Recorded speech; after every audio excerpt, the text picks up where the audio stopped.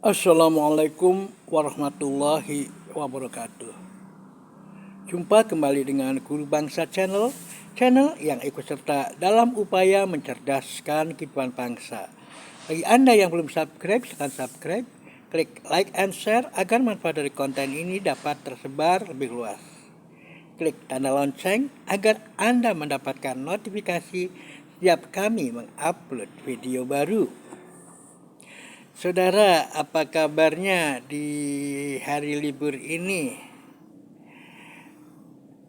Tentu saja berkah rahmah Allah yang Maha Kuasa kami harapkan senantiasa melingkupi kita semua. Dan untuk catatan berita politik kali ini, catatan news politik cantik. Catatan news politik akan mengangkat sedikit tentang permasalahan yang sedang sedang viral. UKT naik, banyak yang nggak bisa daftar ulang. Ya, itu yang terjadi. Dan dengan UKT naik, nggak pada kuliah, muncul deh solusi kuliah nggak penting, kata Nadiem Makarim. Aduh, mestinya mungkin karena kepanikan dituntut oleh berbagai pihak, sudah kurikulumnya amburadul.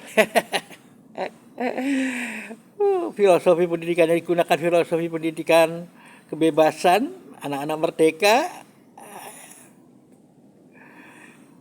dan sebagainya.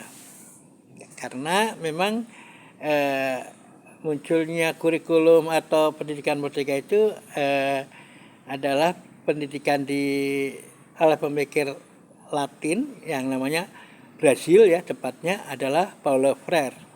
Makanya sering disebut Freirean. Freirean itu sangat menganjurkan pendidikan yang bas. I to be free. I wanna free, ya.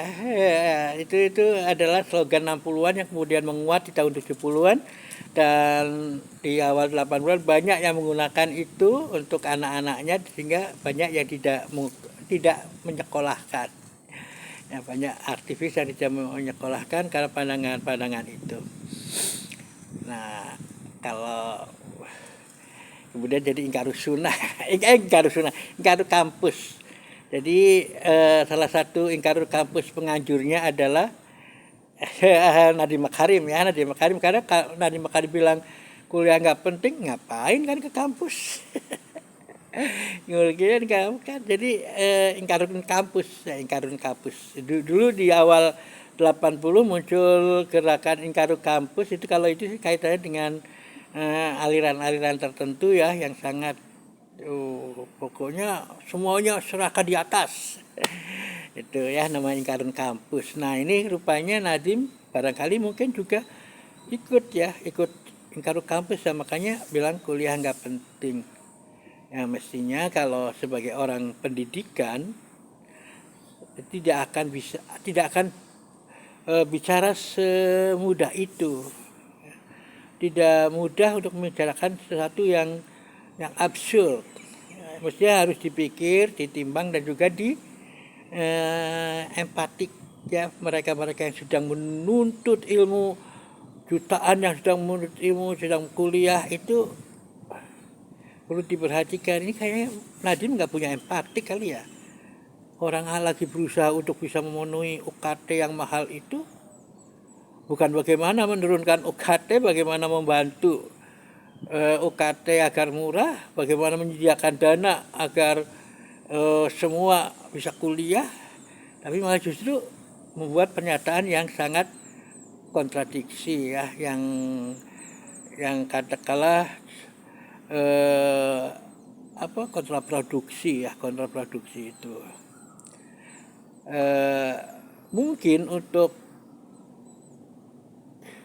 hal-hal tertentu atau profesi-profesi tertentu, kalau misalnya ojol ya. Ojol itu tentu saja eh, kuliah kedokteran nggak penting ya.